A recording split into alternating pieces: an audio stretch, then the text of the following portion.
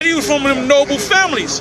Now Esau didn't come into power until what? During the time of the Renaissance, which was like the late to early 1400s. Because the 1000s AD, Jake was ruling with their noble families, man. Right. You know? Actually, we found out too that Esau really got up in England around the last. He got in there late. Yeah, late no, 1900s. Because the last. You're right.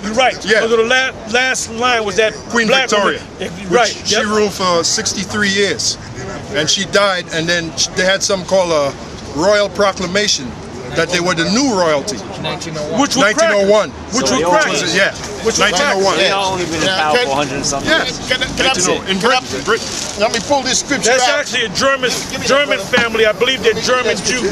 Yeah. German so-called Jews. Right. They had to change they were their in name. power in 1611 because the Bible was. Well, no, the Rothschilds. See, what happened was the Rothschilds took over the banking system in England. Right. In the 1800s, and my Shell made that statement. He said, "Give me power over a nation's credit. I cannot. Who makes the law?" So the Rothschilds were really in power. They had the real power. Right. But the throne was still Jake. Right. Sitting on the throne. Now to prove this, now read Matthew 10:18. Matthew chapter 10 verse 18. And ye shall be brought before governors and kings for my sake. Right. Now the one I'm looking for is, I believe, is Matthew 10:20. 10:20. 10:20. Here it is, right there. 10:20. Now this is now what he brought out in Matthew 10:18, that ye shall be brought before governors and kings for my name's sake. When this, hell, we was going through that up there in Boston. They was trying to stop us from out there. Anytime we went to a new city or state, either the cops would pull up, right. Either they'd be nice or they'd be harsh. And their main leaders come out. Their main leaders, because that happened to us with Bratton. You remember William Bratton? Now William Bratton, if you remember correctly, William Bratton used to be the commissioner here in Boston, and then he became commissioner over the transit cops here in New York, appointed by David Dinkins. And then LA got his ass. And then he went to LA and became the commissioner out there, William Bratton. Now we met him firsthand. It was me, Marshall. I believe you was there. No, I wasn't there. It was me. I know it was me, Marshall. You told me after the whole thing. We met him firsthand because we was in downtown Crossing in Boston. Right up as soon as we come out the subway, and no sooner than about 30 minutes that we got to talking, the Boston PD done surrounded us all out there, man. And then this man got out of a daggone private vehicle and walked up to us and Marsha, and he said that he wanted to have a word with us because he was basically trying to set us up in another place to speak at, which is away from downtown Crossing, because the businesses, people were afraid to go in the shops because of the multitude of crowds that we had. Because when we first came out there, it was like a new thing in early 1991. Culture shock too, huh? Yeah, it was like a culture shock. We had so-called Negroes coming up to us saying to us, man, oh man, I can't take this, man. You're sparking my mind. And I told the brother, I said, listen, man, of course I'm going to spark your damn mind, because you need to wake up, nigga. You need to wake up. Now go ahead, read on, brother. Right. Now verse 20. It says, for it is not ye that speak, but the spirit of your Father which speaketh in you. Right. So now, you see all these different groups waking up of GMS all over the United States and England, Netherlands and stuff, because we chat with them all the time. All right?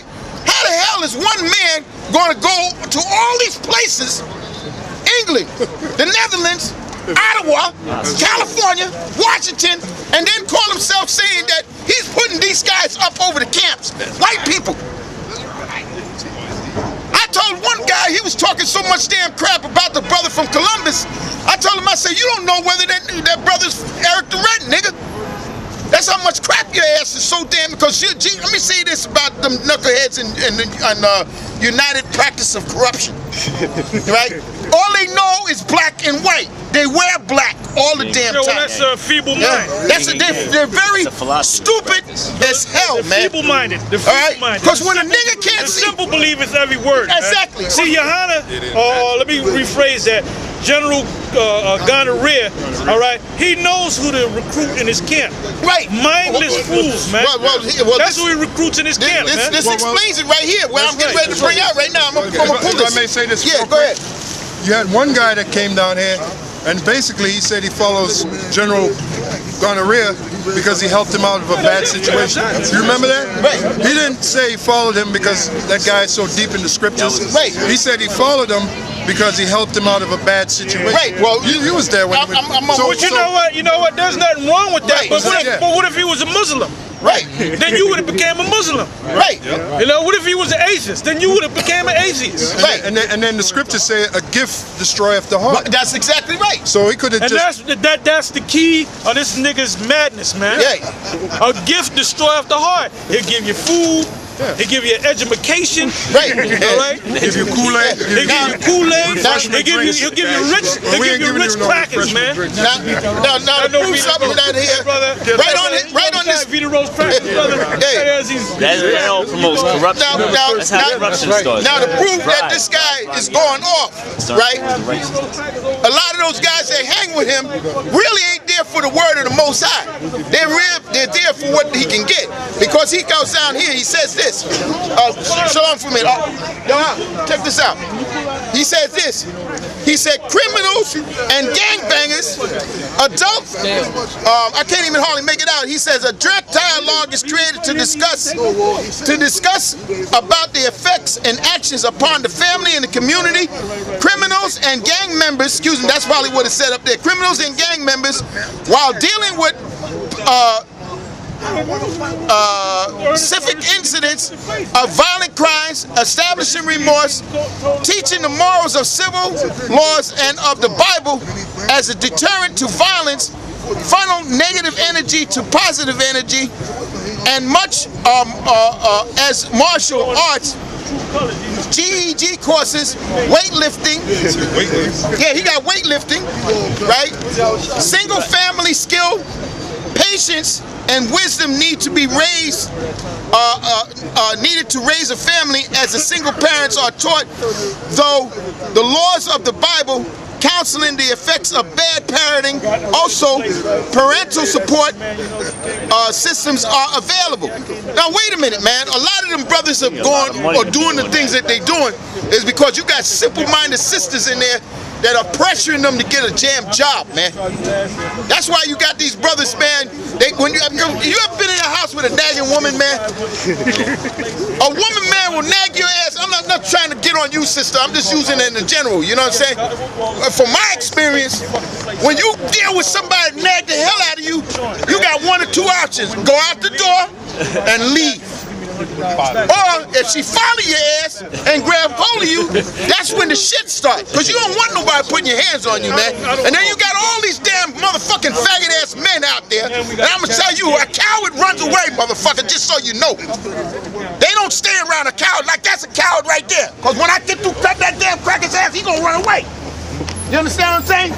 Because he's one of them guys that'll sit up there and try to tell you that you ain't supposed to put your hand in the water. Am I right? Am I right? Speak. I'm not right. Let me ask you a question.